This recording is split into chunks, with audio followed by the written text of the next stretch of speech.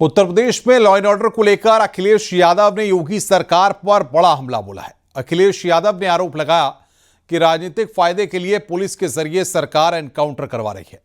महिला अपराध भी लगातार बढ़े हैं। वहीं बीजेपी ने भी अखिलेश पर करारा पलटवार किया है। देखिए रिपोर्ट।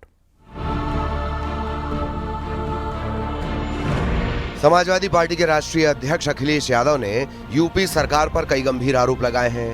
अखिलेश यादव ने यूपी में हो रहे एनकाउंटर पर सवाल उठाए हैं। उन्होंने आरोप लगाया कि पुलिस को राजनीतिक फायदे के लिए इस्तेमाल किया जा रहा है। लंगड़ा कर करके ये एनकाउंटर जो मैसेज देने की कोशिश हो रही है, इससे जब कभी भी इन्होंने एनकाउंटर किया उसके बाद फिर घटना हो गई है, फिर एनकाउंटर किया फिर घटना हो गई। आखिरकार इस सरकार की नाकामी क्यों छिपाना चाहती है? क्योंकि पुलिस से ये पॉलिटिकल लाभ काम करवा रहे हैं, और जब पुलिस से पॉलिटिकल काम कराएंगे, पॉलिटिकल लोगों को झूठे मुकदमे लगवाएंगे और पुलिस से अन्याय अत्याचार रोकने के लिए कोई काम नहीं करेगी सरकार, तो इस तरह की घटना तो होंगी होंगी। वहीं अखिलेश यादव ने आरोप लगाया कि यूपी में दलितों और महिलाओं के खिलाफ बढ़ते अपराधों पर योगी सरकार कोई ठोस कार्रवाई नहीं कर रही है। सरकार केवल धोखा देने का काम कर रही है, और अगर इनकाउंटर से ही लॉ एंड ऑर्डर बेहतर होता तो फिर ये रेप कैसे हो गया, ये गैंग रेप कैसे हो गया? ये कोई पहला घटना नहीं है इस सरकार में। और एनसीआरबी के आंकड़े बताते हैं कि सबसे ज्यादा महिलाओं पर, बेटियों पे, बच्चियों पे इन्हीं की सरकार में घटना हो रही हैं। वहीं बीजेपी ने अखिलेश के आरोपों पर करारा पलटवार किया है। बीजेपी का कहना है कि ये लोगों को बताने की जरूरत नहीं है कि 2017 से पहले यूपी में कानून व्यवस्था का क्या हाल था। अखिलेश यादव जी शायद अपनी सरकार के अनुभव के विषय में ये बोले होंगे।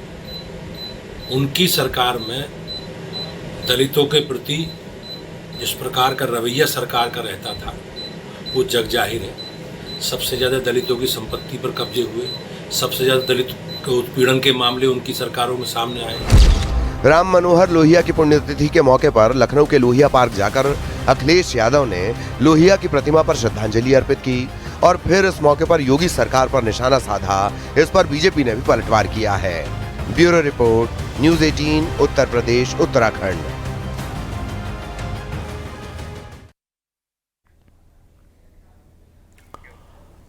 एसबीएसपी अध्यक्ष और मंत्री ओम प्रकाश राजभर ने बिहार विधानसभा चुनाव को लेकर बड़ा बयान दिया है।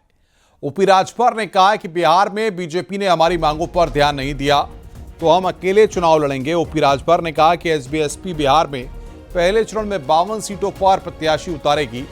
आजम खान स्वामी प्रसाद मौर्य की मुलाकात पर ओपी राजभर ने कहा कि यह समाजवादी पार्टी के लिए खतरे की घंटी है। राजभर ने कहा कि आजम खान और स्वामी प्रसाद मौर्य ओवैसी मिलकर एक मोर्चा बनाने की तैयारी में है जो विधानसभा चुनाव में बीएसपी से गठबंधन करेगा।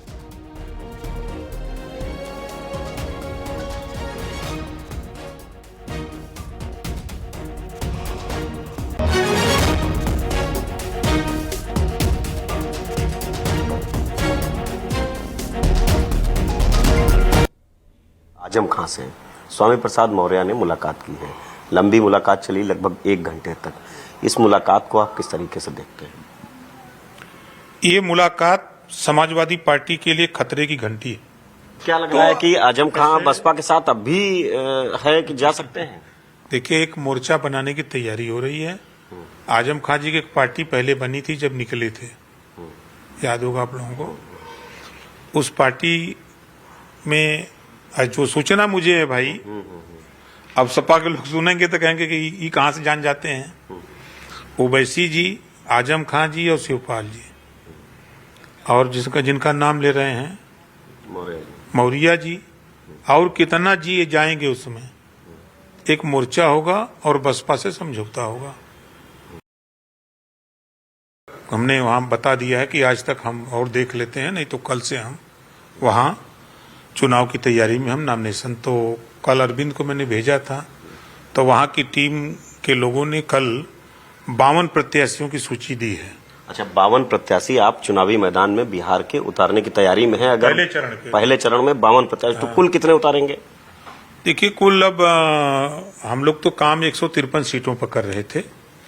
अब दूसरे टर्न की बैठक परसों फिर होने वाली है, तो बैठक हो जाएगी तो क्लियर बता पाएंगे कितना होगा। लेकिन फिलहाल ये 52 जो सूची आई हुई है, ये 52 प्रत्याशी पहले चरण के। पहले चरण के पर्चा भरेंगे। तो ऐसे में बिहार में आपका जो गठबंधन है वो एक तरीके से टूटा ही समझा जाए। उत्तर प्रदेश में गठबंधन है, बिहार में भारतीय जनता पार्टी से आपकी बात नहीं बनी कि भाई हम तो चाहते हैं कि यूपी में हम गठबंधन में हैं, तो अगर हम एनडीए में हैं तो हमको एनडीए में वहां रखना चाहिए। अगर आप नहीं रख रहे हैं, हमने जो इनको तैयार किया है, कल तो वो हम ही को बेवकूफ बनाएंगे कि नेता झूठ बोलता है।